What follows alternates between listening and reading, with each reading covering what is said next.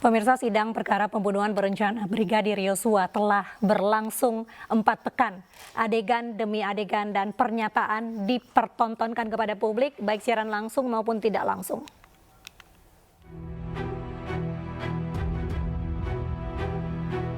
Sidang kasus pembunuhan Brigadir Yosua memasuki pekan keempat.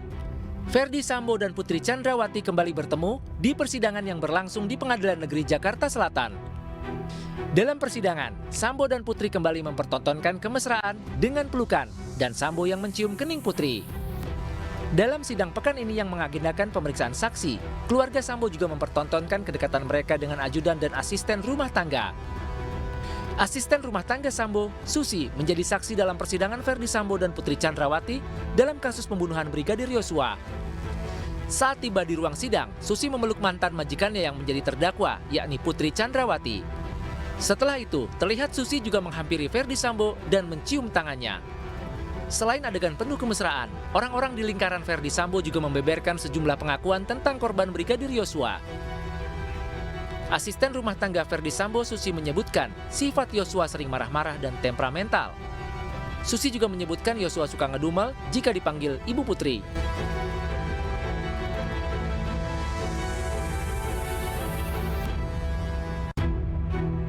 Sementara sekuriti rumah Ferdi Sambo, Damianus Labakobam alias Damson, serta Daden Miftahul Haq, mantan ajudan Ferdi Sambo, mengaku sering diajak Brigadir Yosua ke tempat hiburan malam.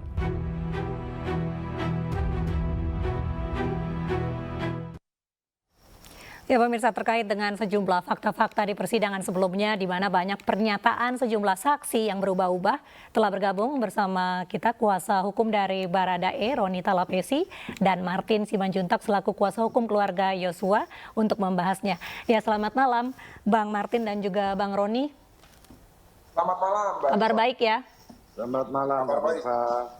Ya baik, saya ke Bang Martin terlebih dahulu. Bagaimana menurut pendapat Bang Martin evaluasi sidang selama ini?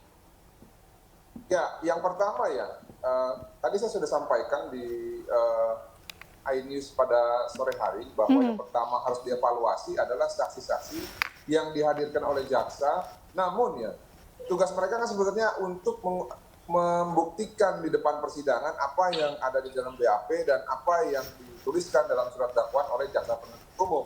Nah, namun karena saksi-saksi ini ya mempunyai relasi kuasa ataupun hubungan dengan terdakwa Ferdi Sambo maupun Putri Chandrawati, jadi selain dia menyampaikan apa yang ada di dalam BAP dan di dalam surat dakwaan, mereka juga menyampaikan titipan pesan yang disampaikan oleh majikannya ataupun orang suruhan majikannya, sehingga di dalam persidangan mereka mengatakan hal-hal yang di luar BAP dan surat dakwaan. Nah, ini harus dievaluasi. Jaksa harus interupsi, harus bisa membatasi. Ya, saya mengatakan ini karena berdasarkan pengalaman dan berdasarkan kewenangan. Saya tidak perlu ajarin untuk jaksa penuntut umum. Saya yakin mereka bisa bekerja profesional dan tegas dalam hal ini. Karena kalau didiamkan tanpa interupsi, itu kalau teori ya, diam itu tandanya setuju. Makanya harus selalu diinterupsi ketika ada pertanyaan-pertanyaan dari penasihat hukum terdakwa yang keluar dari konteks. Karena mereka memang sudah persiapkan itu. Nah, lalu yang kedua, ya, hari ini adalah ulang tahun dari almarhum Brigadir Yosua, 20 November 2022. Saya berharap ya, dia ini walaupun sudah meninggal, ya, tidak bisa lagi mengikuti prosesi ulang tahun, bisa mendapatkan hadiah yang baik dari sistem peradilan kita. Namun yang saya dengar justru hasil dari evaluasi itu katanya menyepakati agar ya media tidak bisa lagi meliput secara langsung jalannya persidangan. Saya pikir ini mengamputasi hak sosial kontrol dari rakyat, dari media untuk apa? Transparansi. Apa sih lawannya transparansi? Lawannya transparansi itu ya kebohongan. Kalau orang yang alergi dengan transparansi itu berarti suka dengan kebohongan. Saya tidak menuduh orang, ya.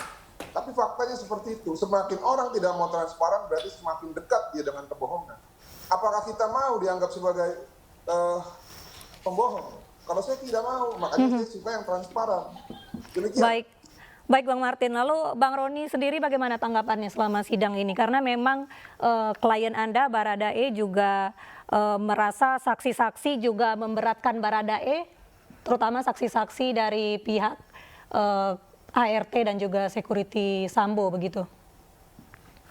Begini ya Mbak Mirva, sebenarnya kalau kita mengikuti proses persidangan, saksi-saksi yang terkait dengan saksi fakta ya, ART, contohnya Susi sudah mencabut BAP-nya.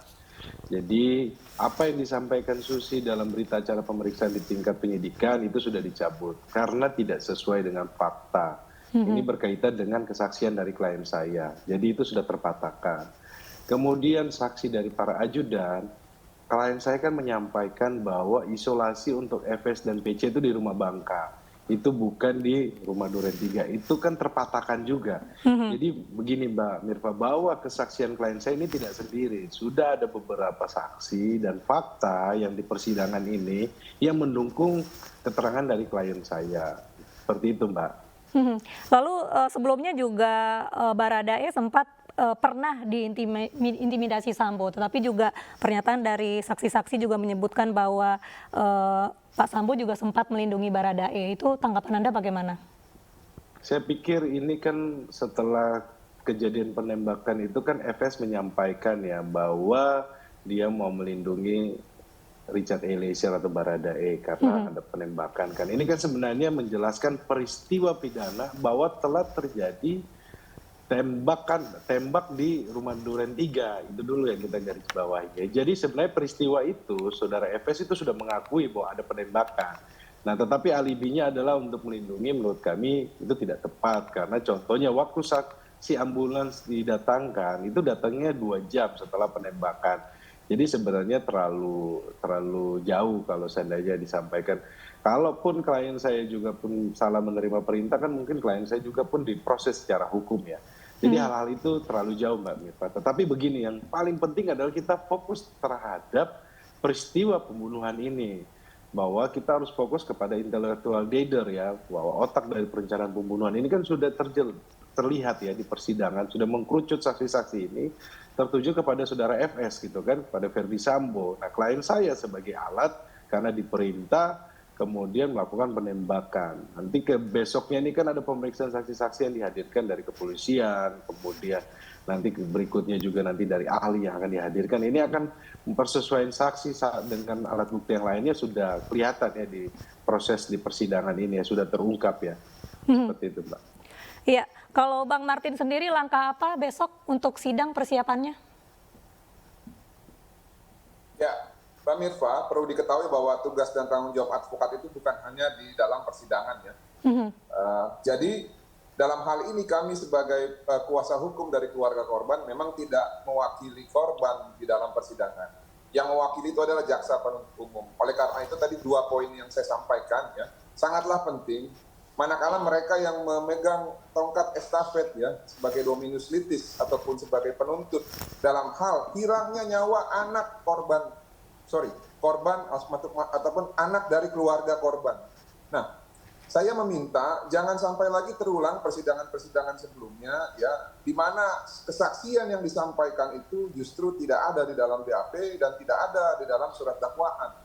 Karena kita ini kan asas hukum pidana apa sih? Sederhana, cepat, biar ringan kan. Kalau kita buang-buang waktu menggali kebenaran yang tidak ada juntrungannya, nanti ada waktunya. Kapan itu? Pada saat terdakwa ataupun penasihat hukumnya menghadirkan saksi yang meringankan. Di sanalah mereka diberikan kesempatan untuk memberikan fakta baru sesuai dengan apa yang mereka yakini. Oleh karena itu, jangan sampai lagi terulang supaya persidangan bisa tetap fokus. Dan juga jangan sampai ada yang berusaha untuk menghancurkan harkat dan martabat anak dari klien kita. Sebagai contoh beginilah saya kasih ya logika sederhana. Si Damson itu mengatakan bahwa anak klien kami katanya menghabiskan setiap minggu 15 juta. Padahal majikannya yang gaji dia mengatakan anak klien kami yang mereka bunuh ini ngutang 10 juta karena adiknya katanya tiba-tiba jatuh dari kamar mandi. Bagaimana orang yang ngutang 10 juta bisa menghabiskan 15 juta setiap minggu? Masuk akal nggak? Jadi kalau ngomong itu jangan asbun. Ya, orang-orang ini kan kalau bisa dibilang ya pengikut iblis. Karena iblis ada sumber segala dusta. Orang yang suka mengikut iblis ataupun sumber segala dusta ya suka berdusta. Jangan dikasih panggung. Nanti biarkan mereka menari ataupun bernyanyi di atas panggungnya sendiri. Jangan mau jaksa penuntut umum memberikan panggung untuk mereka.